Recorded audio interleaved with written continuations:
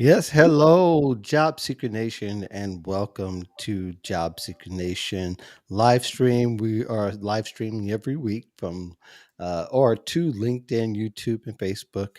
Hopefully, you'll love our show today.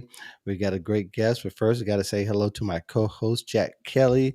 Of course, Hey, Jack Kelly, you know him as the founder of Recruiter, Compliance Recruiter, and also an author amongst all the other things, but even more so he's even busier as the Forbes Senior Careers Contributor. How are you, Jack? good morning. I'm doing great. How you doing, Mark? How you doing, I'm Kyle? doing I'm doing great. And let's do Kyle Elliott, the man, the legend. Of course, he's known as Caffeinated Kyle. We just had to grill him a little bit to see if he really deserved that title beforehand. But he is here to help us parse what's going to be useful to you. Is maybe you haven't changed companies in the last 5 years, and we're here to help. If you probably haven't changed companies in the last couple of years, this is going to be pretty useful information too, because really a lot of things have changed, and even in the past year. So let's get right down to it. We are experiencing a whole bunch, but first, I want to just parse a little bit about some of the things that we may hear rumbling in the back about. Utah is the first state with a returnship program. Now, we know there are companies with returnship programs. I think we talked about before, Jack, about Amazon and their returnship program. So, in general, what do you guys think about returnship programs and its future? And let me describe what that is. A lot of companies are helping former employees or employees that have been on leave, or even some of them that have been remote that are coming back to help them get onboarded again with the company while they're going to be live work or just to work with the company. So that's a returnship program. Everybody has their own version, but Kyle, let's go with you. I'm sure you've heard about it with your Mhm. clients or you've heard rumblings about it. Your view on it. Yes, I'm a huge proponent of returnship programs. A lot of my clients are returning to work after a break from raising children, caring for elderly parents. The list goes on. And these really returnship Mhm. programs are a great opportunity for them to gain skills that they may have missed out on while they're out of the workforce. We know technology is rapidly changing, and these returnship programs are an opportunity for them to gain skills. And especially with the global COVID-19 pandemic, there have been a lot of recruiters and employers that are saying, hey, I recognize now that these gaps in employment are really more acceptable. So I think we're just going to see more and more internship programs as the pandemic made people realize, hey, gaps in employment are real and we need to educate people on some of the skills they may have missed out on and the technology they may have missed out on during these gaps in employment. So I think we're going to see more and more organizations get on board with returnship programs. Okay. All Yeah, right. what Cool. yeah, what Jack, kind of go ahead. success yeah, what kind of success rate do you have, dealing with these folks? Is it easy for them? Not so easy to kind of get back aboard? Yeah, I'm saying it's pretty easy for people. I find with my clients, I was actually just talking to a reporter yesterday about pandemic gaps on the resume, and the article will be coming out later this week. And I find my clients stress out a lot more about the gap than recruiters and hiring managers do. They stress a lot about these gaps on the resume, whether it's the pandemic or a while ago due to a health concern or difficulty finding employment. And then they go into the interview, and rarely do employers actually bring up the gap, and clients are able to maneuver around it. So what I suggest is people on their resume and their LinkedIn profile just address the gap and say, hey, I was out of work due to the pandemic or a one-time health concern that is now 100% resolved. And then people are able to get employment. So oftentimes, if you're stressing out as a job seeker about that gap, just address it and then move on and recognize that a lot of other people have gaps in employment as well.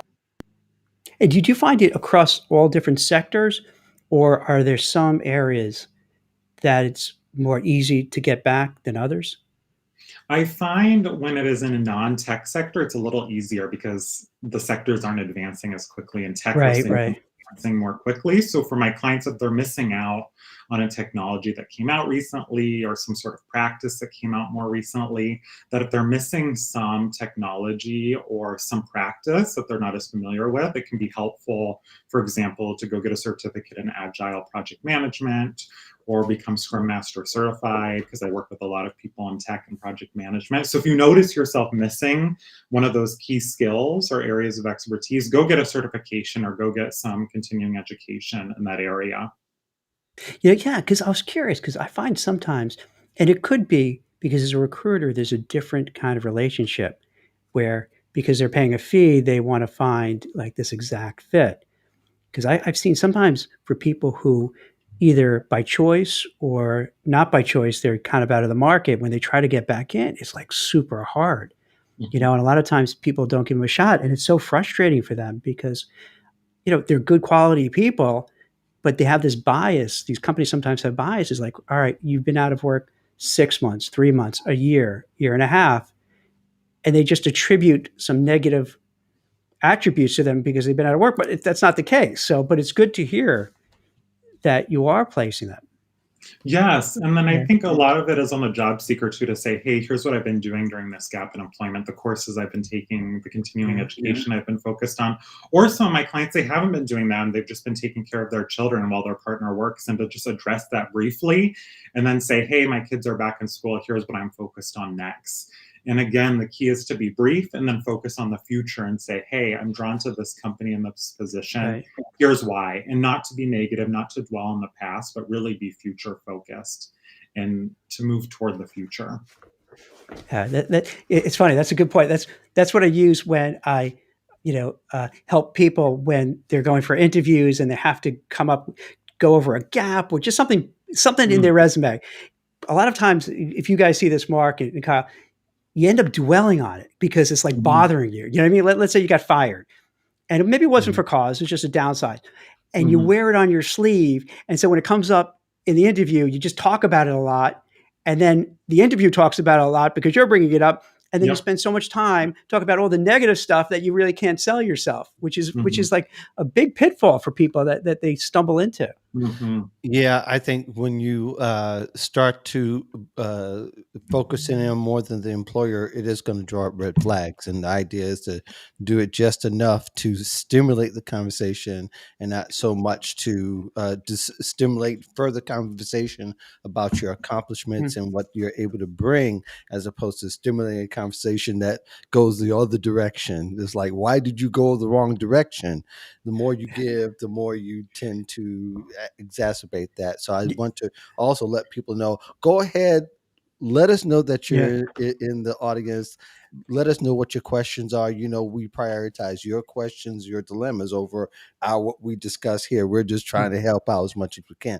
But yeah, Kyle, I definitely agree with that approach. Is that there's no use to just talking about why this arm is sore, and that's the way people look at being fired. They think that people got to notice that my arm hurts, and it's like nobody cares about it unless you care about it more than they do.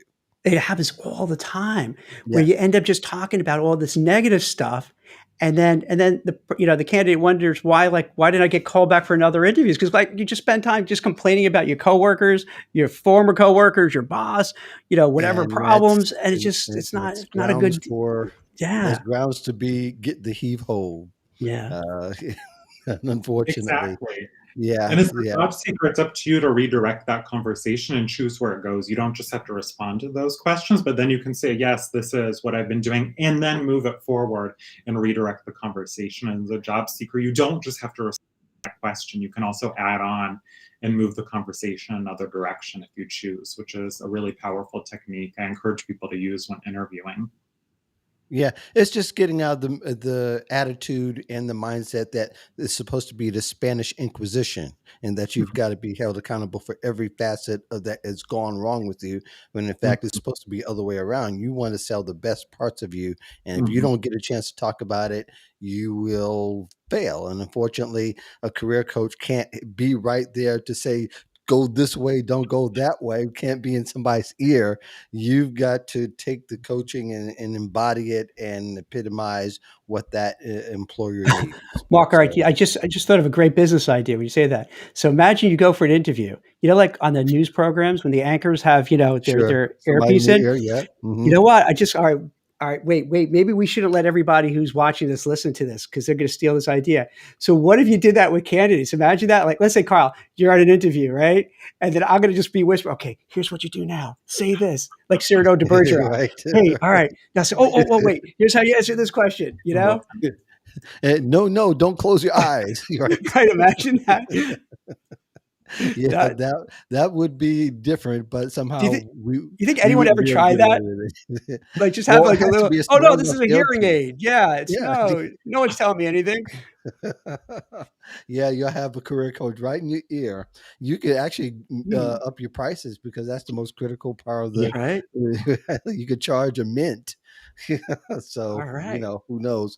Anyway, let's move on to the second question. Of course, um, I think people, coming out of a long term. Having not used their job skills, not using interview skills, uh, very often become uneducated, and especially trying to find the right career.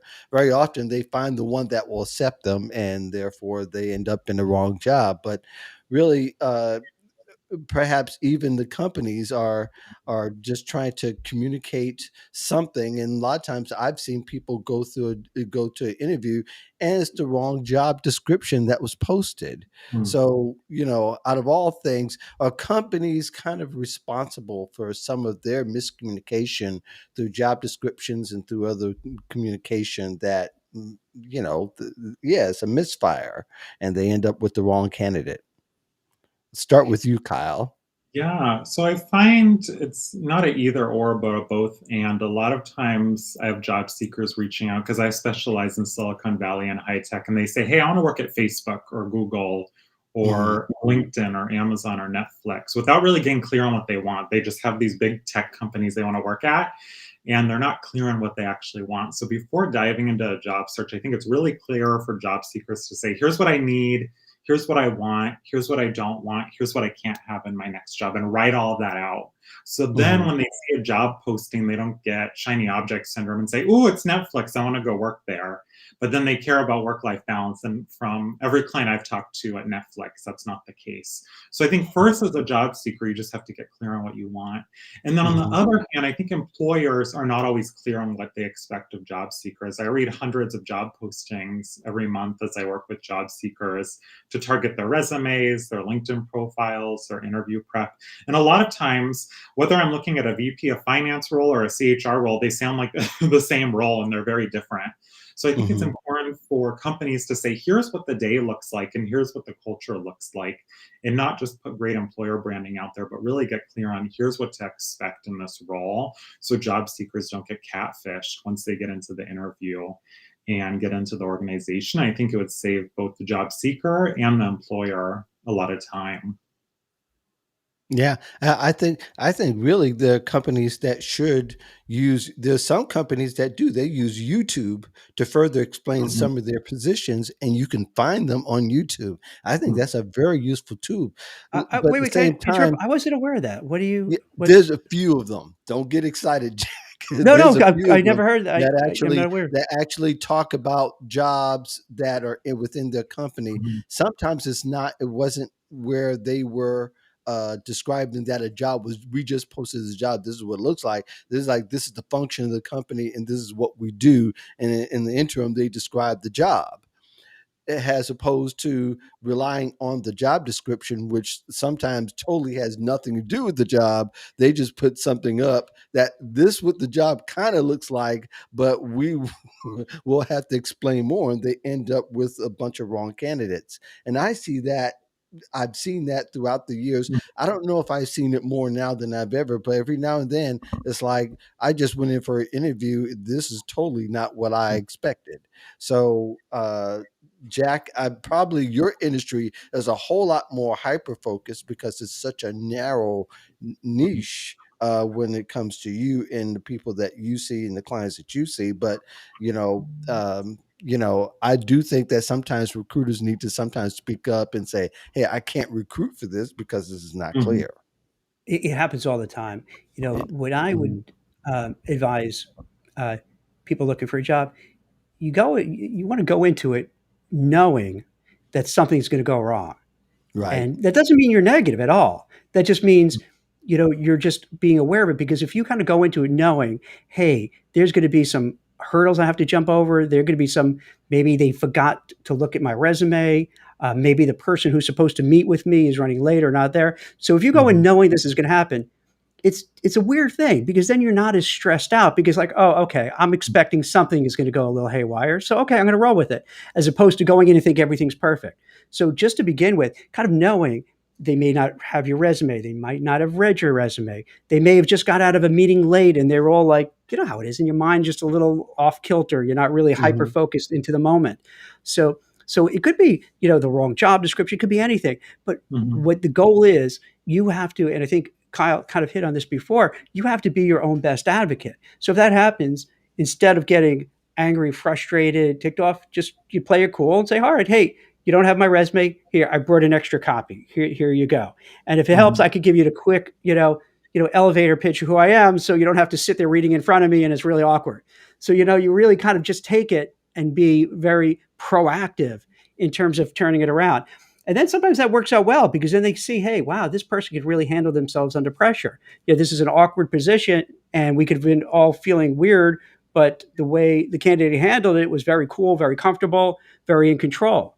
So Mhm. I would say that with any time when you're interviewing, if you could kind of turn the tables a little bit and show, not only what experiences you have, but look how you can handle yourself, that goes a long way.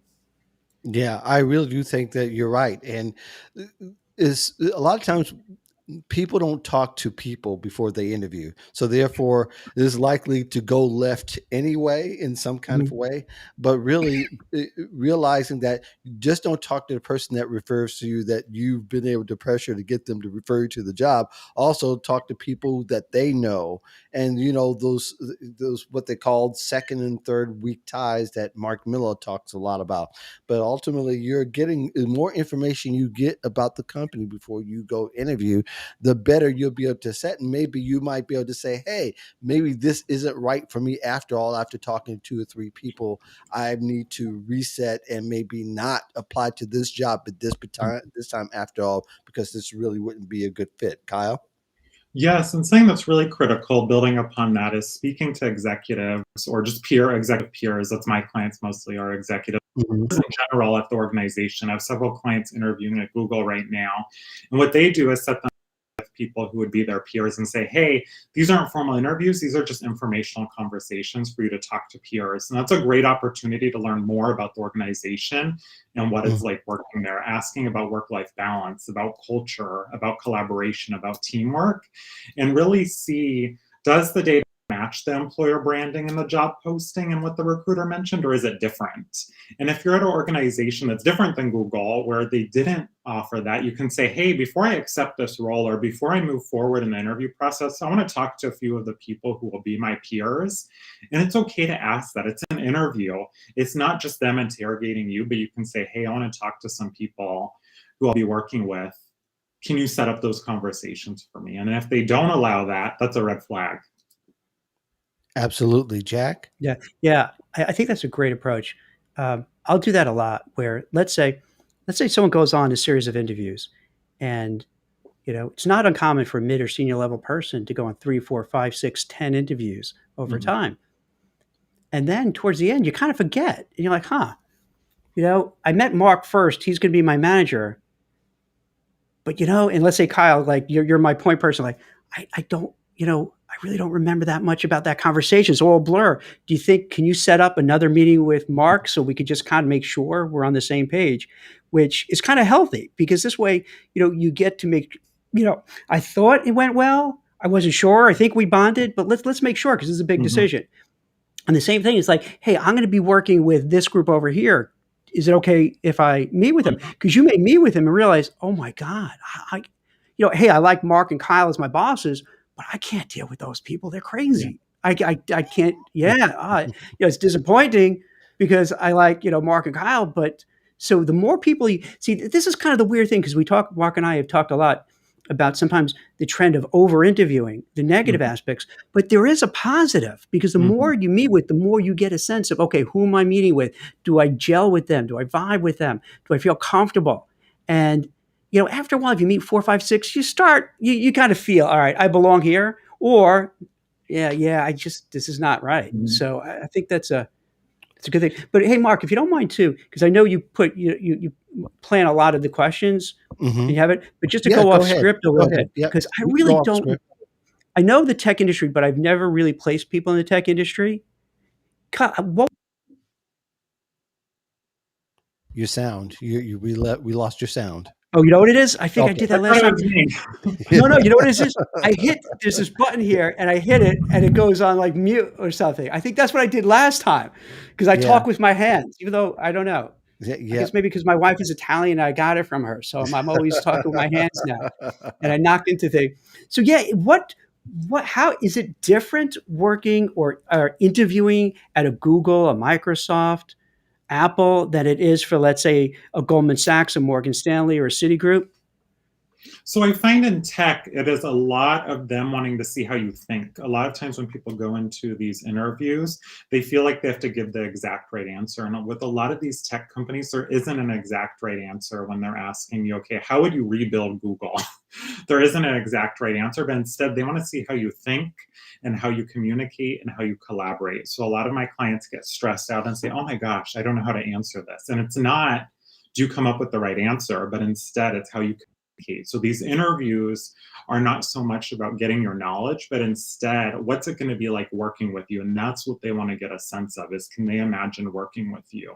So that's what's really important to think about as you go into these interviews is, can I show them what it'll be Hmm. like for them to work with me at Google, not can I get to the right answer right away? Because that's not what's going to be happening. It's not like you're going to be placed in a room in 20 minutes. You have to figure out how to build Google. They want to know instead, what's it going to be Mhm. like in a meeting with you collaborating and communicating?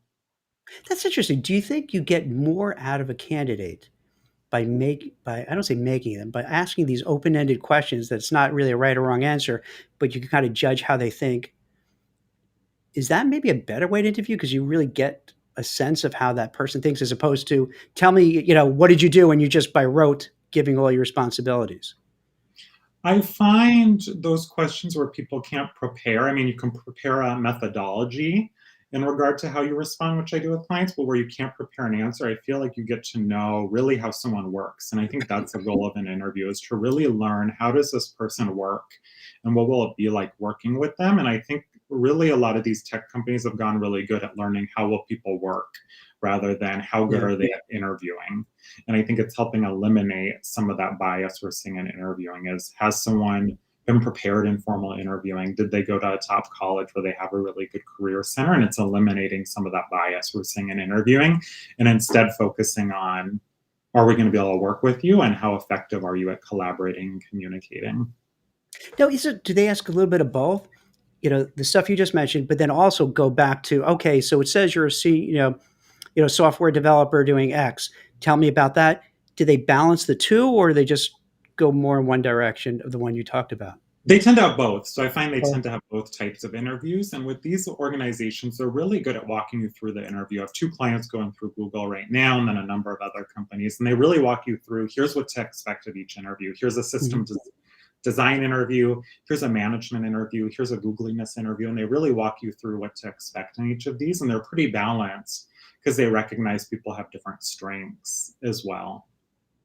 Is there also what made me think of this, Mark? It's interesting. I saw this on, I don't know if it was on Twitter or LinkedIn. There's a person who's like, "Hey, you know, um, I'm not gonna give the accurate stuff because I don't know Mhm. that area well enough." But it's something like, "Oh, hey, I'm in at Microsoft. I got a Talent Plus," something like that nature. And I'm like, and everyone's congratulating. I'm like, wait, but it doesn't look like the guy got the job. But it looked as if, all right, you met the cultural fit, and so you're in the system. And I think those are the words you're using. So then it means you're kind of in, but someone has to pick you up. Does Mm-hmm. that make any sense to you, Kyle? Is that a thing? Yeah. So some of these organizations, what they do is they bring you in and Right. then you're within the or within, you're selected. And then what happens, they then have to have someone pick you up. So you're like half hired. And then what happens is you actually have to be picked up for a role, or you have to have a team match where that team matches you or that team selects you for that role. And what can happen is sometimes you are picked up and sometimes you're not picked up. And there's That's people so who, weird. All right, because I bet you 90% of the people, or 98% of people, probably aren't in the tech field, so they're not sure. So So what you're saying is, okay, I interview, right? I interview, go through the whole process, and then they say, congratulations, you're Talent Plus. Is that a Microsoft thing or is that I the don't know general that thing? exact language. I haven't heard that Oh language, yeah, but because you're there's actually literally talent and then a plus sign, okay. so maybe it could be a Microsoft thing. And then, so, okay, now you're in the system. So you're kind of get a stamp of approval, Mhm, but now you're just waiting to get picked up. mhm. That's so like you could be waiting a long time, or how I does think that? it's 6 months or a year, and what's challenging too is Oh these my God. organizations are continually evolving their processes as well, because Yeah, they don't want people to just be a master interviewer. They really right. wanna evaluate your ability to do the job, so that's why they're continually changing how they interview people and how they assess people, because they don't Wow. want That's people to be a interesting. master interviewer as well. It's like a Right. draft. It's like a sports Yeah. Yes. draft. Yeah, yeah, that you know what, Mark? That's what I was thinking, right? It's like Yeah. it's in a way you get drafted, but Mhm. but when you get drafted, you're like drafted, you're on the team, but it's like getting drafted, but you're not you're not yet on the team officially. Yeah, well, it is kind of still like a draft, Yeah, but you may not get picked at the playground. You know what I Mhm. mean? yeah. It becomes a very it becomes stressful, and Mhm. Wow. it becomes pretty stressful because you're waiting, you're hoping, and sometimes it could be the luck of the draw because if one person falls out by default, it's the next man up, and whether you end up in that position or not, Hmm. it sounds like that you may not know until the very last second. We do have some people who have experienced it. I guess Nancy says tech companies give you assessment tests to see if you know certain software. I imagine if you do work with certain parts of the business that you would have to be familiar with the actual program and your insights on how to Mhm. make the program or the product better. Kyle? Yes, you do. And I'm not super technical. Most of my clients are in tech, but I'm Mhm. not super technical. But I know there are certain technical requirements. And then depending on what level you are as well, sometimes they'll let you skip that technical aspect of the interview, depending on how high of a level you're interviewing at as Right. well. Right. And we have William who says that my experience as a cultural fit typically trumps the knowledge fit Mhm, unless it really specialized and the manager is like minded. mhm, Uh, Jack, I think that people are, people think ideally that there's this magic synergy with the manager, but that's not always the case. It's a matter of, again, the person fitting the job and if people like you. Yeah, so like, yeah, William, absolutely. Because sometimes, you know, yeah, you have, the skills, but you want to show, hey, I'm going to fit here. I can make it happen. And you should kind of get points for that to show that, hey, if you know, you have the personality, the communication skills, the social skills, the soft skills, and maybe you don't even have, all the ingredients. Because this is what happened when I first started recruiting. It was very much like this. So let's say you had, and Bill, you go back a while too. So it's used to be, hey, you have 3 or 4 out of the 10 ingredients, but you're motivated, you're driven, you have really good interpersonal skills. And let's say, hey, let's give the guy a shot. Let's give Mhm. give Bill the shot, and he could do it. Yeah. And it worked out well. It worked out well. Now it's harder. It's harder. It's like you want to have now you have to have the interpersonal skills, the social skills, mhm, but meet every one of their criteria, which it's almost impossible at mhm, times. Right. Yeah, it is. It's very difficult, and again, you're more nerve wracked if you are just waiting on one company to hire you. mhm, When really, it's better from a mindset point of view that you are interviewing with multiple companies, so that way you feel like you're contributing more than just that one spot, and that mhm, you're able to get with more spot. I mean, who doesn't like dating more than one person at a time if you're not committed yet, right? But I want to also just say hi to a few people who are listening to us. Elaine, thank you very much. Simone, love your commentary during the time. William, of course, Nancy, Joselito, and a few others. I'm trying to catch you all as you come up on the thing. But I think Elaine said something that I like to kind of go back to. It would be great for educational companies to leverage these gaps mhm, for employees and offer short-term training. Now, to some degree, you're going to get some retraining whether you like it or not at some point, right? Because of Mhm. onboarding, because but when you're coming out of the fog and you haven't interviewed in a long time, is what we're kind of addressing the large part today. Mhm. You are kind of, unless you've been looking and watching for a little while, it takes a while to get acclimated to this current environment, which is changing and switching almost every day. I mean, again, we went from all of a sudden 3 interviews, 4 interviews to 14 interviews, which is just insane. And Jack and I, Kyle, talked about how much it was hazing, really. Uh, Putting people through the process. There's some good sides to it, yeah, as far as educational, but really, you're doing that over a course of 3 to 6 months. You have no other choice but Mhm. to expect a company to educate you. Eh, yeah, but ultimately, yeah, maybe some educational companies are providing that if you are checking out YouTube and all of that. Any comments, guys? Jack, Kyle? Okay, go ahead, Kyle.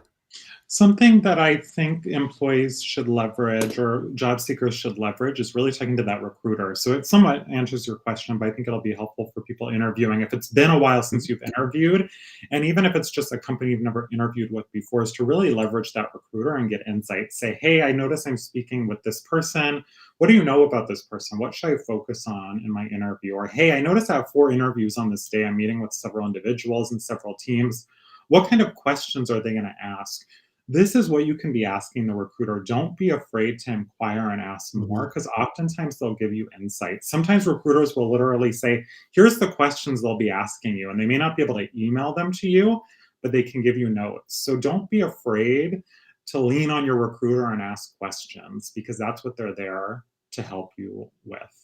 Yeah, a lot of them do answer questions, but I know for a lot of people we talked about before, Jack, how people have to chase their recruiter down to get a conversation with them. But it requires some follow up, and it does require some patience in the game, right, Jack? Absolutely. And it's interesting. I was reading the question a little different from Elaine. So I didn't know if also you meant a little bit about would companies offer kind of upskilling and education Mhm. so that that could bridge maybe some of the gaps that you may or may not have, which even if that's not the question you're asking, Elaine, that gives, a way to kind of bring this up. Mhm. So I think in a tighter job market, smart, progressive looking companies, yeah, should offer upskilling, training, and all that because you just can't say, "Oh, all right, can't find anybody who fits the job." Well, all right, well maybe there's a reason for it, and maybe what you could do is offer different training, different Like classes, different Google does. courses. Like Google Yeah, does. Google has their own. It seems like they're Certification. building their own pipeline, and they're starting yeah. in some cases from high school on up. So even if college is not going to be the option, they can customize their training to that. And something to look at too, I find with job seekers, they often say, here's this really lofty role I want to go for. And instead of just shooting for that lofty role, maybe say, okay, is there a role I can go for that's in between that role I'm shooting for and that role now that could kind of be, I don't know, a role that's in between. And then once you get inside an organization, then say, okay, maybe I can then get the skills internally as well. Because a lot of organizations, especially tech, are really good at upskilling people once you're internal as well. I have a Hmm. lot of clients who have gotten a lot of education internally. They've gone bachelor's degree, master's degrees, or just a ton of courses that the organization paid for, or a PMP or Scrum Master. So instead of just looking for that end goal role when you're applying, say, is there one in between that could be a stepping stone role as Yeah. well? And consider that too. Yeah. And I think some people hope to do that by saying that I want to work at Facebook, but most people are aimless in the sense that, well, you got half of that. Okay, we know what company, but you should really think about what companies and what types of role, because if types of role, you don't want to be vastly different than the other, because most people can't relate in that kind of way.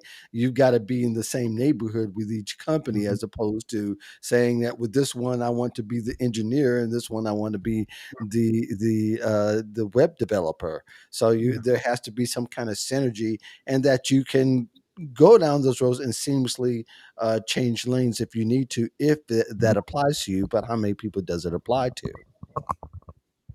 So, Jack, did you want to add Yeah, anything before it's going? it's interesting. So, do you think, Kyle, when I like the idea of maybe not shooting, for something up here, you could go a little down where you can get your foot in the door. Now you're in the company, and then you can make your own way. Do you think to do that, you need to make sure that the company is kind of a fast growing company that has the bandwidth to elevate you? Because Mhm. sometimes companies, like a lot of companies, idea was sometimes, let's say they're big banks and they're fairly rigid so that you Mhm. could get in there. Could you get a promotion? Yes. Is it a given? Not necessarily. It might take a long time, might not have it happen. It doesn't mean they're bad people. It's just sometimes when you have these big bureaucracies with 10, 6, 10, 20, 30, 50, 60,000 people, sometimes, there's a roadblock up there. And they don't grow as fast as a Google, as a Mhm. Microsoft, as a Salesforce. You know what I mean? So do you think part of it is too, you have to really find the right company Mhm. that's good quality company, but kind of is on a growth trajectory. So you feel, okay, if I take that role now, Mhm. I don't have to worry, man, I could be stuck here for 5 years and not go anywhere or have no Yeah, choice but to leave. Is yeah. that? I think something that's critical is to look at people who are in your target role at your target company, and one, look them up on LinkedIn and see how they got to where they are. Did they immediately just land that role from external, or was there internal growth? And then two, after doing some research, I encourage my clients, look up 20, 30, 40 people in your target role and see what their career progression looked like. What steps did they take? What certifications did they gain? What education did they pursue? And then two, reach out to them and say, hey, I see that you're a program manager at Facebook. That's a role I want. Do you have 20 minutes to chat and share best practices and learn what it took to get there and what their career looked like? And I find those two steps can be really powerful for people to learn what it takes to get there. And oftentimes my clients realize, one, it's not as unachievable as they think. And two, it often doesn't happen overnight either. And there's some steps along the way that can be critical for you to Yeah, achieve that. and I That's think really interesting. That's Yeah, really, and I think people get a little lost too. If they've come out of the fog again after 2, 3, 5 years, that role name has changed. So they're Mhm. looking up their old role as opposed Mhm. to the new one that has been developed throughout the years. Roles are called different things throughout time for whatever Mhm. reason, and it confuses somebody who's maybe been out of the market for 5 years. Mhm. So it does help to look at 20, 30, 40. Mhm. And one of the pieces of intel would be helpful is what is that role now and how has the functionality changed? Kyle? Mhm. Yeah, that's so challenging. And what I like doing to combat that is have people go to a major career website or a few that they're drawn to, maybe Apple, Hmm. Amazon, Nike, and go to their career page and just scroll for 20, 30 minutes and look at a number of different roles. Look at their CHRO, look at an opening for an engineer, look at an opening for HR, and just see what roles you tend to be drawn to based on your qualifications and experience. And notice if there's any trends or titles, because there weren't CPOs, chief people officers, 20 years ago. They were called Right. something different. Yeah, So I right. like going through some of these major companies and seeing what roles do you keep being drawn to and writing down those names and doing that at a big organization because they're going to have a lot of openings and can give you ideas in regard to titles that you may be interested in. And do that at a few different companies because they may call it an HR business partner at one place and then call it something different somewhere else. And that's such a great point because companies, a few of them allow you to make up your own title. So Mhm. therefore, that title may not exist on LinkedIn. So if you Mhm. see one title, I would say even to take your point to even cross reference, if you're looking at Google, go look at Apple, go look at Twitter, companies that are like minded or have Mhm. the large mo to it to see what the functionality is and make sure that you're matching the functionality as opposed to just matching a bunch of titles. So there's quite a bit of digging, yeah, right before you do your job search or until you get into the middle of it to really have that kind of intelligence to go forward so you'll know what you're looking at for each company.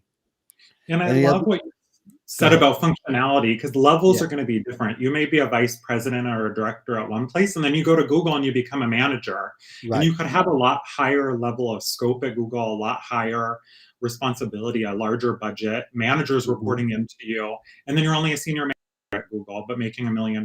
So it's important to recognize that it's important to really look at those qualifications, and then also again talk to people to learn what the day-to-day looks like, and talk to peers at that level to Yeah. understand the leveling, because it's going to be different at each organization.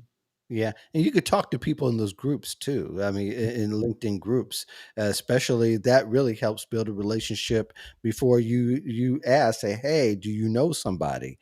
A lot of times, Mhm. you can compel people by your experience to even offer it to you if you're active enough and if you make yourself Mhm. familiar enough to people. Then that makes it easier for you to transition. Did you want to add anything before we move on here, Jack? Yeah, yeah. I just want to kind of regroup because Kyle, it's actually taking. I was taking some notes because want to unpack it. Could you, in a very easy-going manner, just throw out some, I think, pearls of wisdom here, so that one of the things it sounds like what you're saying is this: is to, let's say you're interested in XYZ kind of role. So then to kind of look at, and this takes some homework, I guess. So you give your clients Oh homework to yeah. do, it Oh sounds yeah. like, right? So it sounds like, Yeah. because it sounds like something really smart to do, but it's going to take time. So it sounds like, okay, you want to be an XYZ person, right? So then you look, let's say at LinkedIn, and then find people at the company that maybe you're interested in or other similar companies, and just what, like, how did they get there? Like, what did they do before they got that role? And then maybe look at people, what did they do after that role? So you can Mhm. kind of get a picture of what to expect to get there, and then what could possibly, doesn't mean just because other people had a certain trajectory you're going to have it, but at least, and this way I like how you're saying to do it for a number of people, because one or two you can't tell, but let's say you do 10 or 20, then you get a good vibe. If you see 10 Mhm. and 20, right, and you see their background, you're like, oh my god, my background matches with that 10 and 20, and then you see where they went to afterwards, like, I like where they went to, then you're like, yes, this is for me, this is perfect. Conversely, I imagine if your background is different, or you see where they're going to and they really didn't go anywhere after that role, then you might be like, sounds like a sexy role, but it seems like for whatever reason, they don't go anywhere afterwards. So maybe, I don't know, maybe I'll avoid it. Or maybe then it goes to the next thing you're saying, Kyle, is then to just, and this takes a lot of courage for some people to do, because a lot of people aren't good to do it, but to ask questions and just like hit Mhm. people up, what, cold email, cold calling, and just say, hey, Mark, hey, Kyle, you're at X company. I'd love to work there. Can you talk to me? How'd you do it? Is that what you tell? Yeah, I encourage people to do that. About 85% of jobs are landed by way of Yeah. networking, depending what stat you look at. So I encourage people to spend 85% of their time networking. So for every job you apply to, I encourage people to send 5 or so messages to people in that target role on So when you LinkedIn. say a message, like just through LinkedIn, or try to find their email, or find someone who knows that person to get in touch with them, like what I do you like find that's LinkedIn. effective? And they can see your profile. And then if they feel like you're a fit, they can send your LinkedIn profile to the hiring manager or a recruiter. And I like the message, hey, I see you work at Google as a product manager. I do similar work here at AAA or wherever it is. Do you have 20 minutes to share best practices? And usually, if you reach out to 5 people, at least one of them responds if you have a Yeah. short, direct message like that. And my clients are like, Kyle, this isn't going to work. No one's going to reply. And then they do it and they're like, oh my gosh, I have 4 informational interviews this week. So, especially now with the pandemic, I find more people are willing to help and more people are procrastinating and lonely. So, they're willing to talk to people as You know well. what? It's so funny because we've talked about it a lot from the beginning of the pandemic. I find this as a recruiter, if I call people and they're home, I can't get off the phone because like they're so hungry to speak to someone different and have a Yeah. conversation Yeah. that, Yep. yeah, they just welcome it. They don't see it. Yeah. Yeah. You'll have people who look at it as an inconvenience and why are you calling me, leave me alone. But then you have a lot that's more than happy to Mhm. talk. Yeah, I think it depends on your timing and your ability to make Yeah. people feel comfortable, which I think is a great big asset. If you're able to make people feel comfortable talking to you, Yeah. that you'll get more information out of it. And it is on the job seeker in either an instance where you're trying to network about and to get to the hiring manager, or that you're in an interview situation that is up to you to to kind of make people feel like they can ask you questions and that you're going to be responsive in a way that's friendly, that's informative, and that you're not going to waste somebody's time. That's a good point, Mark. Seriously, I think making people feel comfortable is like one of these super skills that is underrated. People don't talk about. Because if I would go and say, "Hey, Elaine, you were in this job. Can you tell me about it? Why'd you do it? How'd you get there? How can I get there? Can you get me there?" And I make it more about all about me and just make it pushy, pushy, pushy. They're no thanks. But if you have that schmooze ability, and you can kind of talk and you seem like a nice person, I think more often than not, they'll give you a shot. Yeah, well, every interaction counts during that process, right? Whether you're talking to the secretary or whether you're talking to the CEO, you got to be relatable. You want people to welcome your call, and you want to be seen as a positive light, because a lot of people think that the burden of responsibilities on the employer to make you feel that way. And maybe there's a little bit of that, but as the person coming into the company, you're coming to someone else's house, you want to be invited back is really the bottom line. And the only way that you're going to be able to do that is to make them feel like, hey, you can ask me anything. I'll be short, to the point, direct, whatever the vibe is. And you've got to be able to read the room as well, because again, you being comfortable makes everybody else feel a lot better, and asking even the right question, much less asking a question where they're not going to feel like you can interrogate them. So those things are important. I do want to get back to a little bit of the last question, and then we've got to run because I got another show to do. Is is your number one career change strategy? You got people coming out of the fog again. People, if they haven't interviewed in a long time, what would you say in this current environment with the great resignation, the big shuffle, whatever what name you want attached to it? We know there's a lot going on. What would you say the number one advice you would like to give? Let's start with Kyle. Yeah, so building off our previous point, I would say focus a majority of your efforts on networking and relationship building. One of my mentors, Jill Katz, 20 plus year HR executive, said it's really not a job search, but it's a relationship search. And focus your efforts on building relationships and connecting with people. That's where I encourage my job seekers to spend a majority of their time reaching out to those people in similar roles. And the reason I really encourage people not to just target recruiters or hiring managers, but people in that similar role is, one, they've went through the interview process and they were successful. So they did a good job in it. And then two, if things go well, they can then introduce you to their boss, who is likely the hiring manager, and then you're having that warm handoff. So that's where I would spend a vast majority of your time, is on that networking with people in your target role. Yeah. Jack? I think for like career change, for the people I deal with, like these for mid to senior level, it's a little bit of a challenge because you're already earning a certain amount of money. And then if you want to switch gears, it's sometimes hard to get that same compensation, or sometimes not even anywhere near it. So I think for people who want to change, and we've all seen this in ourselves, personally, professionally, with the pandemic, you realize how fragile life is, how short it is, how precious. And you kind of start saying, hey, what do I want to do for the next 5, 10, 15, 20 years? Do I want to keep doing the same thing? A lot of people have decided, no, something different. So then you just have to make up your mind. Is the money the most important? Is it the job? Is it finding something with meaning?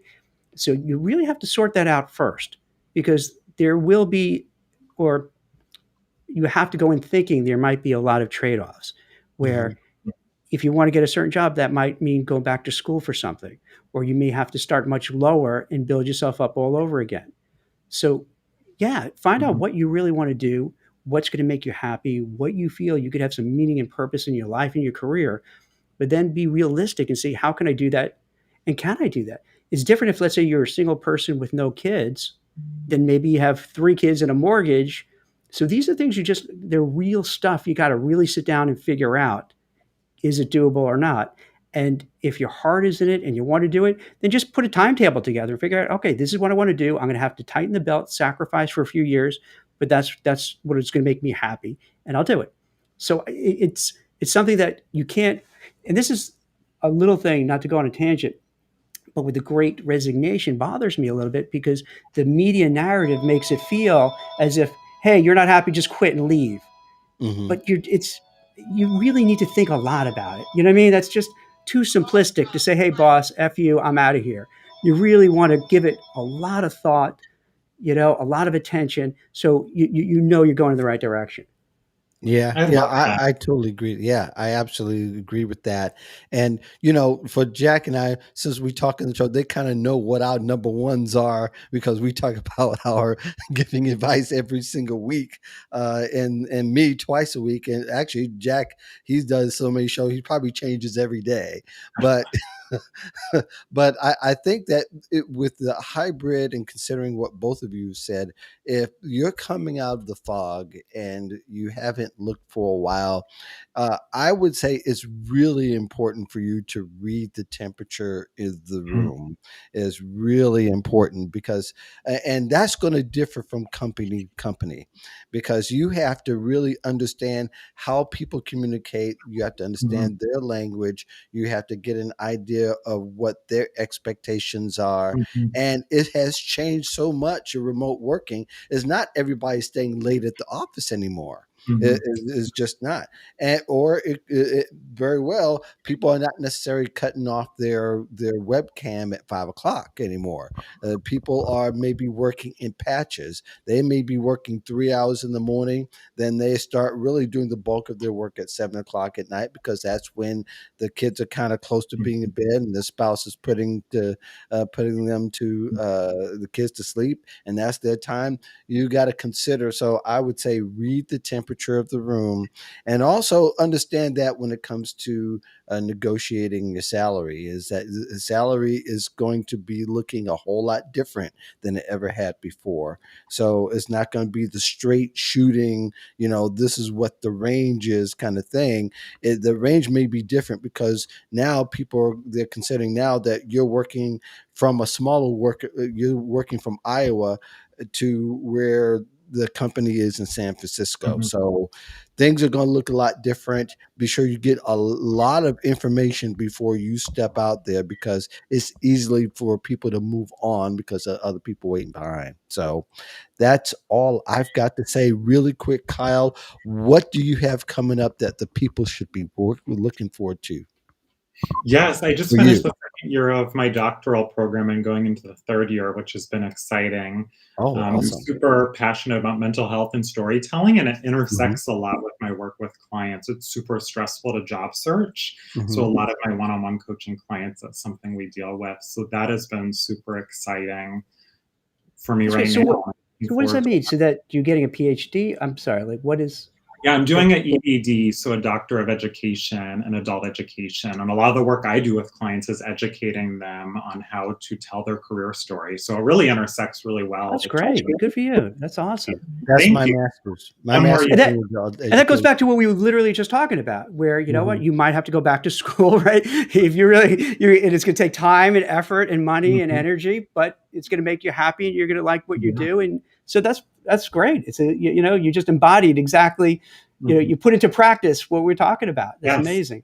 That's Absolutely. fantastic. Good for you. Jack, you got anything coming up on the horizon with the You know, Forbes column I got or? something interesting tomorrow. I think if it's 5 in the morning, because I think with Mhm. Sky News there's going to be a Okay. Yeah. debate Uh-huh. about remote work versus hybrid work versus something else, and I think I'm in the going back to the office, so I'm going to get a lot of hate.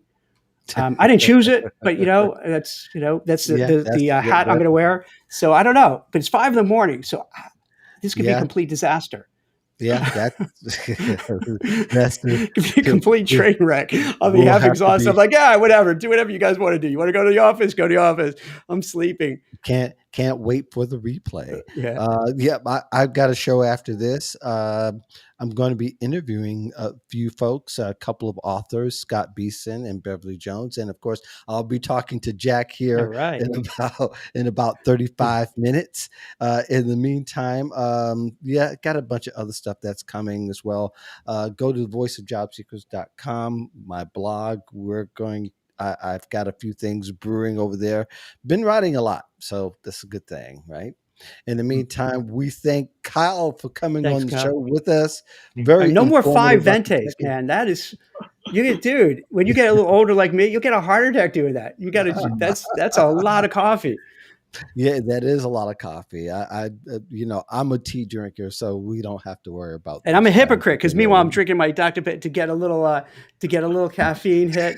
But yeah, Yes, we'll be back next week. Mike Bird from the Career Builders podcast is going to be with us, and we got a bunch of folks coming up here soon. September, I can't wait because we've got some stuff, got some guests coming. I don't want to announce it yet, but they're on the horizon of announcing some dates. So looking forward to that. In the meantime, again, thanks Kyle for thanks, joining us. Kyle. Thanks It was a Jack pleasure as meeting you, buddy. always. Being a partner. Thanks. I'll see you in about Thanks, 32 guys. minutes. And Okay. then, of course, the rest of you, thank you for joining us here. Peace in the Valley of Love. Join us next week, Wednesday, 1 p.m. Eastern. Have a great day. Thanks, everyone. All It was right. great meeting you.